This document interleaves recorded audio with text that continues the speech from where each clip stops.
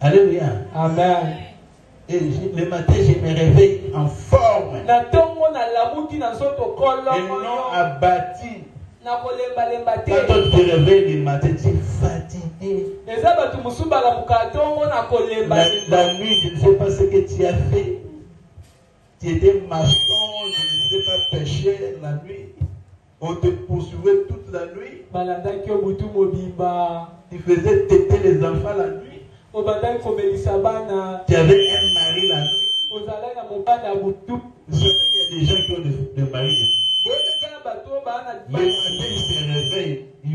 Il voit certainement qu'il a fait des rapports avec un homme. Permettez-moi de vous le dire ça. Il n'y a pas un sujet tabou ici. Il faut qu'on vous le dise.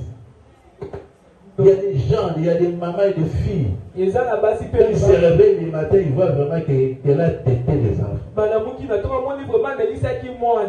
C'est vrai que le lait coule. Quand est-ce qu'elle a eu la grossesse? On n'a pas vu la grossesse. Elle n'a jamais été au maternité. Mais la nuit, parce qu'elle avait un mari, tout se fait la nuit. Il y a des choses horribles qui se passent la nuit. Mais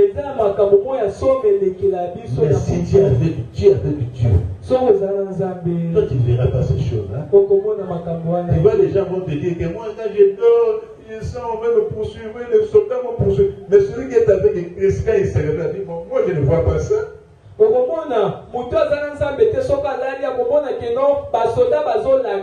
gardiens de ma vie est avec moi. Les gardiens de ma vie est avec moi. Les gardiens de ma vie est dans ma maison. C'est pour ça que je ne vais pas faire les sorciers. Oh, les maris de nuit.